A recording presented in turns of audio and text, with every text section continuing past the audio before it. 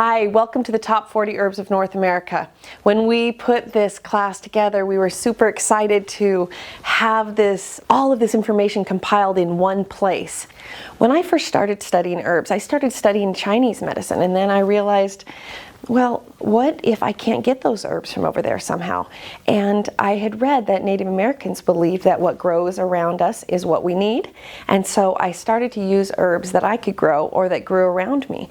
And that's what became really important to me. I had a vision of a book that we could put together that would be a book that we all needed, and it would be the top 40 herbs of North America. 40 great herbs that if you had those herbs, you would have a lot of wonderful resources to help your bodies rejuvenate themselves. And so when we were making the list, I remember sitting at dinner with my husband, and I said, honey, we got to do this class. We're going to teach everybody about top 40 herbs in North America. And I started writing down all the list of all the herbs that I would want in the class. And there was over 120 of them. And it was like giving up a child to be able to take away those herbs. And so when we narrowed it down to 40, it was really the way that we did narrow it down to 40 was by balancing it. We wanted to be able to balance the most important things that we felt were most influential in our health and in the health of our loved ones. And then secondly, so that there would be herbs in these top 40 that would address every part of your body and nourishment in every part of your body. With these top 40 herbs, you're going to learn how they look, how they taste, how they smell.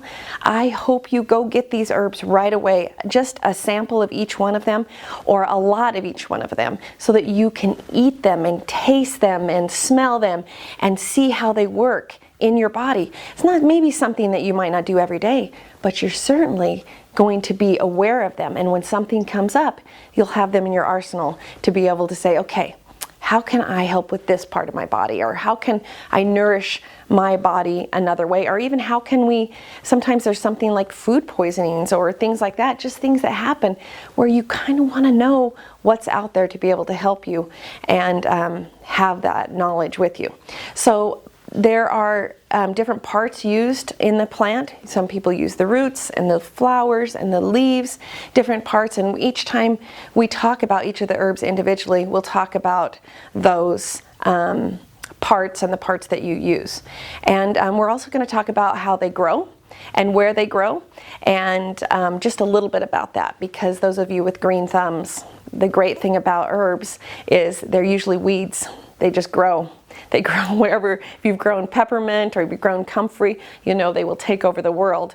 And that's because I think they were meant to be that way. I think they're supposed to be very, very prolific because they are something that we definitely need, and nature knows that. So the other thing that we want to talk about with herbs is how they resonate with the body and help the body heal. What part of the body do they nourish? For instance, the first one we're going to talk about is alfalfa. And you're thinking, alfalfa? How can alfalfa be so important for me? And how does it resonate and help the body heal? Well, we're going to talk about that. We're going to talk about how it feeds the blood and nourishes the blood. But not every herb that we're going to talk about in this section is going to do that, have that same action. So the best way for you to get to know your herbs is to see how they resonate and vibrate with you, how they are able to assimilate in your body. Remember, like attracts like. The herbs will vibrate at a certain vibration, and so will your body. And that is actually kind of an acceptance call in the gospel, according to me, actually. And they vibrate similar, so that it actually calls in those nutrients to that part of the body, whether it's your liver or your spleen or your back or your big toe, like we talked about it. Wherever it is in your body, the herbs will be attracted to that area of the body and help nourish that area specific to what those herbs are. And we're going to we'll talk a lot about those.